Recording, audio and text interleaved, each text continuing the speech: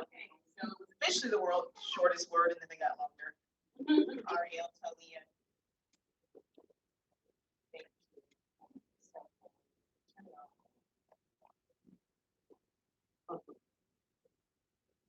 Thank you. Gotta be a mom.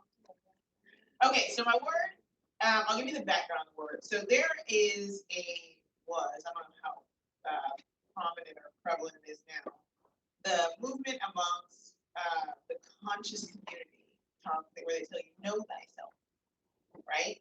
And so a lot of the times they're saying, like, know, not necessarily who you are, because that's not entirely the focal point, but knowing the things about you, how you're made of, how your body functions. And so one of the things we're going to deal with today very briefly is this idea that man contains within him three types of life, if you will. Okay?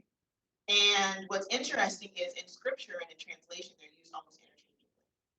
So you have, I'll give it to you, you have nefesh, right? You have neshama, and then you have chai, right? Or chayim. So Yah breathed into man, and man became a living soul. In that sentence, it says that Yah breathed neshama into man, it became living, chayim, nefesh. Nefesh. So you're like, wait, hold on, that's a lot of different things, but in scripture, most of the time, they're just translated as soul or spirit, right? And what we don't get in that portion, I think we talked about this a little earlier, and if you go back to the video, how the spirit moves, we deal with this idea of what the ruach is. So that's kind of my point today. But the life that is in man is kind of divided into those three elements. Now, what's interesting is animals have chai, or chayim, they have that portion of life, right? They also have nefesh. So I've been working on this book, and I mean, we're getting there. But one of the things that came out in that process when Yah says in Leviticus 17:11, he says, for the life is in the blood, and I've given the blood to make an atonement for you. He gave the blood to make an atonement for the man from the animals because that same blood and the same components that are in that blood are also in man. That's why it can make an atonement for man. The reason why man needs a Mashiach or a different type of life to atone for him is because there are portions of Yah that exist in you that can't be redeemed with blood and goats. People often forget that the sacrificial system was sufficient for what it did, which was deal with the unintentional sin. But there is no sacrifice in Torah to deal with the intentional sin. There's zero sacrifice for intentional sin. When you do something that you know you're not supposed to do, there's no covering for it.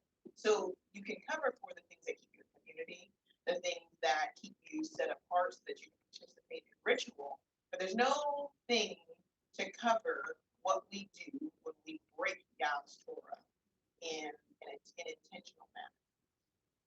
So that's the background for why I even have this word and why it's even on my mind. So we're going to deal with Deuteronomy 6:4. And the reason why I put that in there is give you the front part is because there is a life that exists in man, and there is something you're supposed to do with that particular life. Now, we're not dealing with the life that Yah redeems because we have no way to get Yah to give or redeem that particular portion, okay? But there is something that we're required to do as man, and when we do our Shema, it tells us what that requirement is. All right, so you probably won't see me, but you can hear me, so I'm gonna run the screen. All right, so if you have just a regular Bible, you can turn to Deuteronomy 6:4, but I'm gonna put it on the screen so we can see it in Hebrew. Okay, and I'll try to do this slow so that if you want to learn this first part of the Shema in Hebrew, you can kind of just play this part over again. Deuteronomy 6:4 says, Shema Yisrael, Yahuwah, Eloheinu, Yahuwah, Ehad. Hear, O Israel, Yahuwah, your Elohim is one. Second part says, Va'ahavta et Yahuwah, Elohecha, B'chol Levavcha. So it says, and you shall love Yahuwah, your Elohim, with all your heart, Levav,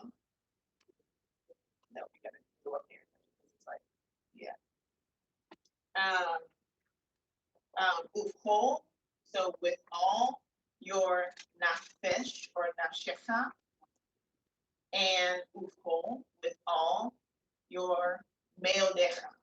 Okay? So what we're going to look at is those three things. When you're saying the Shema, you're saying what you're saying is you're agreeing with all that Yah is telling you to do in this particular passage. So it's an agreement. It's an echo of agreement. So he's not saying with all those. I think I told you guys this when we were learning as a congregation. The echa part, it's not anything fancy. It's saying your. So if you see that ending on a word in Hebrew, it's telling you yours. It's personal. So he's not saying with all my heart, but no, it's yours. So you're saying it for you. It's being echoed toward you. You shall love you with all your heart. So Moshe is saying it. So when you're saying it, it's supposed to be personal. With all my heart, with all my heart. So this is from me to you. So I'm saying it to you. Okay. When you're saying it though, it's a declaration of something you're going to do. So this should be said, the Shema, during your prayer. You should say it definitely when you rise and when you go to sleep. I would say do it 3 times a day because you're praying 3 times a day. It's a reminder. But definitely the Shema tells you to do it when you rise up and when you go down. Okay? So something that should be consistently remembered. And this is why. You shall love Yahuwah Elohim with all your lev. Remember this word, with all your heart. It's not that feeling. None of this has to do with feeling at all. So most time we think about heart, we think about like, oh, I love you with all my heart, how I feel, right? When you think about nefesh, you think about soul. When a person thinks about their soul, they say, oh man, that really touched me in my soul. Immediately it's emotional with the Western mind. And then last time, with all my muchness, right? Or with all my resources, person's like, with all that I have in me, where none of it's ever tangible in a Western mindset. Hebraically, though, all of these are commands and they're to do something. And when you know it Hebraically, when you say it, it then drives how you then navigate through the rest of your day. Okay? It takes control. So with all your heart, we know that heart is your mind. So you shall love Yahuwah Elohim with all of your mind. So to love him with all of your mind, right, means I have to be sober-minded. I have to give over to him my whole mind. I can't give a portion of my mind. I have to be in my right mind. So I have to practice being in my right mind in order to love him with all of my mind. Right?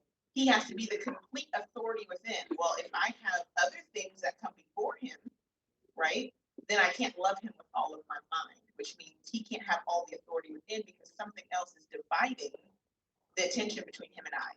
So immediately in saying the Shema, you have to come to the realization that today, when I say this, I can have nothing else that is at the front of my mind or before my mind but him, so that he can then navigate me through everything throughout my day. So I can't say, I love you with all my heart. You don't want that. I want you to love with all your mind because your mind, your will, needs to be given over to me. See, that's different. I can love someone with all my heart and then not yield to anything they tell me to do. I love you though. Tell people that all the time. I hear you saying I love you, but no. Yah's not like that. He's like, no. First, give it all over to me. Okay, so that's the first part. So immediately you see action. It requires you to do something. Second one, I'll actually skip. I'm going to go to this one. I'll go back to the finish. Meodecha, with all my muchness, or with all of my resources, right? So everybody's like, oh, I love him so much. Like, oh, you hear it a lot in religious settings, the Lord has done so much for me, and I just love him so much. What are you doing, though? What are you doing with all that he's done for you? Scripture tells us, to whom much is given, much is required. So immediately you see that my muchness can't just be a lip service. He says, you're people that draw near me with your mouth, but your heart, your will to do is far from me. So what he's saying is, once you confess this part, then this part has to turn into action. If you leave this abstract, then you do this abstract. But if I'm at the forefront, if I'm the most important thing, then your muchness immediately has to be translated into something tangible. So what are you giving back to me? Now that I'm in the driver's seat of your life, I'm controlling. What are you going to do now that you have me with you? What are you gonna bring forth? So when he's saying your resources, what the Hebraic mind understood, because we are a bioagricultural people, is that the first thing when it came to my mind is, okay, what do I do with what I have in front of me right now? With my crops and with my family and with my cattle, how do I use that in service to you? So my cattle would be used for sacrifice. How I show Yah that he is in control with my family is that I raise them and I lead them in the same exact way, right? And then with my crops and my food, then I use that to like be benevolent. So I leave things to be gleaned by the widow and the orphan, and it begins to translate to every area of the person's life, right? So it gives, I take some to the temple, I give away, I store up, I'm a good steward over everything. It doesn't mean that everything necessarily goes to Yah, but that everything that I do belongs to him, and how he tells me to use is how I'm going to use it. All right. This last one, nefesh. So I told you, man has different lives. The soul that we think of that's eternal is not this soul. The nefesh, right, goes into the grave or dies when the life in the body stops. Does that make sense? So that part of man dies when the body dies. So what it's saying here, when it says love him with all your soul, we're like, oh yeah, I'm all good with that. But it's not just to be alive, but what it's actually saying is love him with my life, even if that means I have to give up my life. Love him with all your life. How can I love him with all my life or all my soul just on this side? But it transcends to action. It means that I love him and he's so in the driver's seat or in the authority or running my life that even if I have to give up this life for him, that I'm willing to do it. So the practice, and it's funny because it's a very, we hear it a lot in like karate movies or in like ancient Eastern culture, but the practice of detachment. Detaching from all things that are in this physical realm. And this particular part of the Shema teaches us that. It means that nothing is mine. My very mind is not mine. My very resources are not mine. And my very life is not mine. That's the first thing that you know in the Shema. Hear, O Israel, Yahuwah your Elohim is one. Your life is not yours. Your mind is not yours. And your resources are not yours. And as you go through the rest of the Shema, it echoes that. He's like, so when you walk in the gates, you talk like he tells you to talk. When you sit down, you sit like he tells you to sit down. When you teach your children, you teach your children how everything then shifts to now that you've understood that your life is not yours, your mind is not yours, and your resources are not yours, this is how your life should then look. And so that when you go into the land that Yahuwah Elohim has promised to your fathers, that you will not break away from this. Why? Because now you're not in control. The moment you realize that you're not in control, then you won't go into the land doing your own thing. So the reason for reciting the Shema and literally getting to the point where even if it comes to your very life, don't betray Yah, then it changes your whole perspective on how you're going to live. There would be no disobedience if you every day stopped and said, okay, I feel like this. And then go, but there's no I, it's only him. The very life in me is subject to him, even in death. It's better for me to die than to disobey him. And when you get that mindset in your mind, then it's easy to follow Yah. Like, once you get karate movies, it's death over dishonor, right?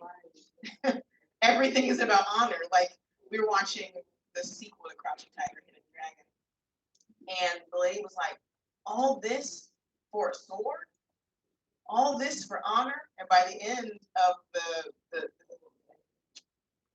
spoiler alert, I guess, by the end of the whole thing, literally her whole mentality about that had changed, because it's like, honor is worth everything. Death is worth even death. It's worth even my life. And so honor, the weight of honor, the kavod, is so great that all of this begins to make sense.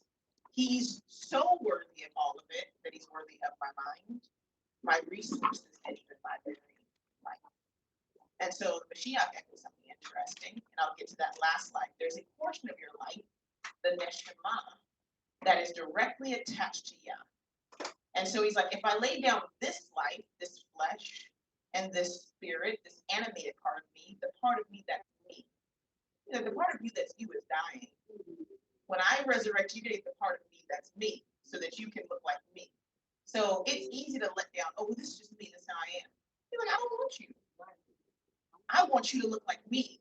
I gave you the will to be you, but you were supposed to give that will over to me in exchange to be me. That's the freedom of choice. So the part that's attached to Yah, then he says, it's nothing for me to lay down my life because he's going to give it back to me. But he's not giving me back me. He's going to exchange the raggedy me for the perfect him. So now when you say your Shema, and when you're going through this over in your head, think about giving over your will. We don't have anything. It's easy to say, I'm not going to do this. Why? Because your life was not given to you to do what you want to do. Our lives are not even given to us to be with who we want to be with. They're not given to us for us to raise our children. How we want to raise our children, they're not given to us for us to have the fun that we just want to have. Everything in our lives should be driven by what he wants us to do. That doesn't mean not to have fun. Does not mean that he's not going to let you live a life and that life more abundant. But he's saying, in everything that you do it to the glory of Yah. That's what Shaul was trying to get us to see. Once you shift into that mindset, if I play music, I do it for Yah. If I dance, I do it for Yah. And then it changes and it unperverts everything that we do if we put it under that microscope. When I do my hair, I do it for Yah. When I, like whatever it is, if you put it under that in those simple terms and you say, okay, should I or should I not?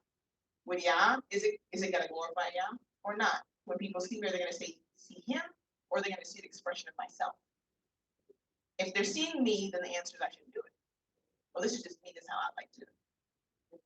Then no, immediately. If it's just like, well, that's just how I no. Because your whole life, even unto death, belongs to him. Make sense? Questions? Questions? Comments?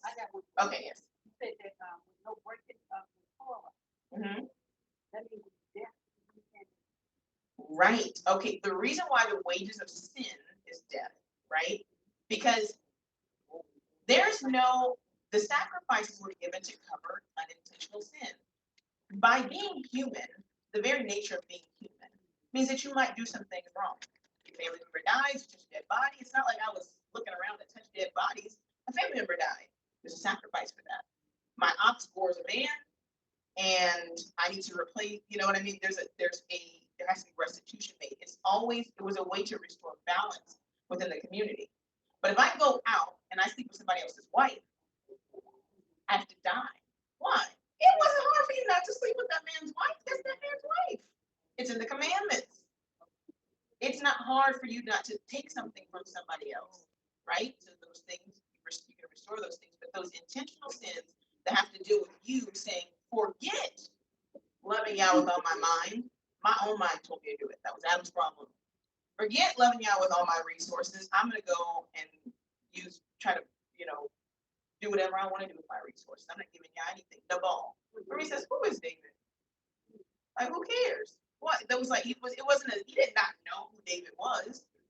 Who was the son of Jesse? He was like, I don't care. That's the attitude we have. When he's like, man, just give me a little bit. I've been out here watching your sheep and I'm hungry. I didn't eat. I could just kill one of your sheep and you wouldn't even have known. But I came to you and I asked you for it. So the same thing with Yah. I've given to you. And all I'm required of you is to give me back a little bit of what I've given you to take care of the people that are working for me. It's mine anyways. And you're like, who is this Yah to ask me for something? Like, he's like, oh, I'm going to kill you. Like, and then I'll take everything that's yours, which actually happened, and gave it to David. He had his wife and everything else.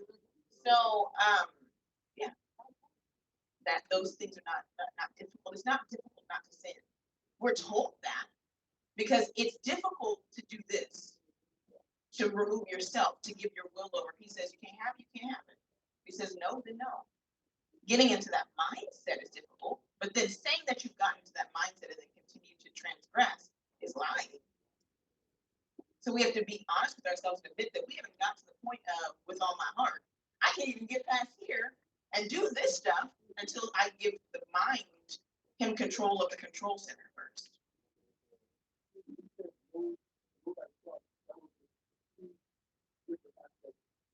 Who you are.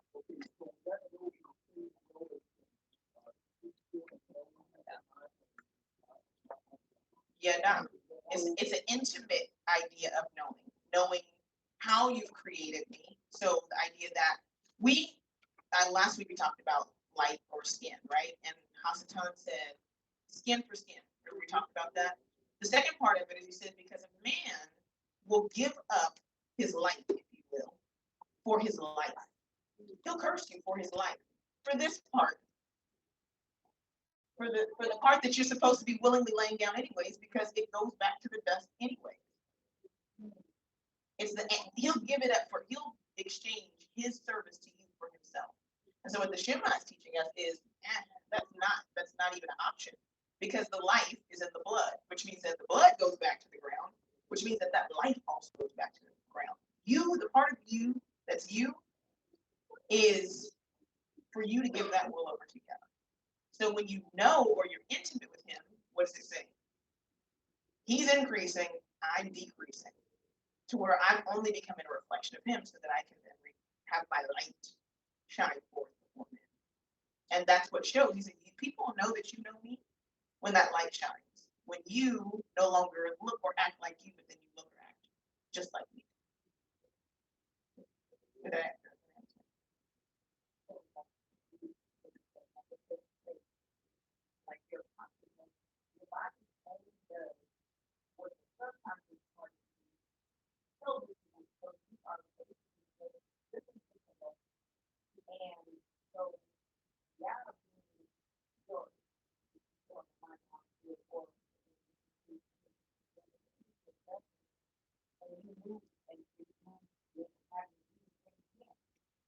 Yes. So that's part of it.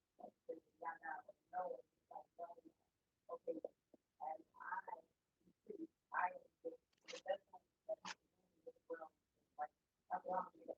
that's what Hamashiach did perfectly, which is if the body is just flesh, we're a vehicle for Yah to do work that he wants to do. That's why he says, you can do all the same things I did. You just have to be obedient. So the idea that the body, the consciousness that is in the body, is supposed to be given over to Yah. So it's like you're saying, your subconscious mind. The statistic is this: only 5% of what you do is original to you. 95% of the things you do on a day-to-day basis, how you brush your teeth, how you comb your hair, how you bathe, everything was taught to you by somebody else or given to you by a societal norm. 95%. So that's the subconscious mind. Yah is saying, I want to be that 95 and then 100, but that 95% that drives how you do every single thing in your day. When you wake up, when you lie down, I want to be in the driver's seat. But we give it over to our subconscious mind, which is filled with what we watch on TV, what other people have told us about ourselves, what our cultural and social norms tell us to do. So we're supposed to be filling or cleansing our mind with Torah, so that when we begin to do things, even at a subconscious level, we don't even unintentionally sin against Yah, because all the things in our subconscious are attached to him. I know that's like, I know. But anyway,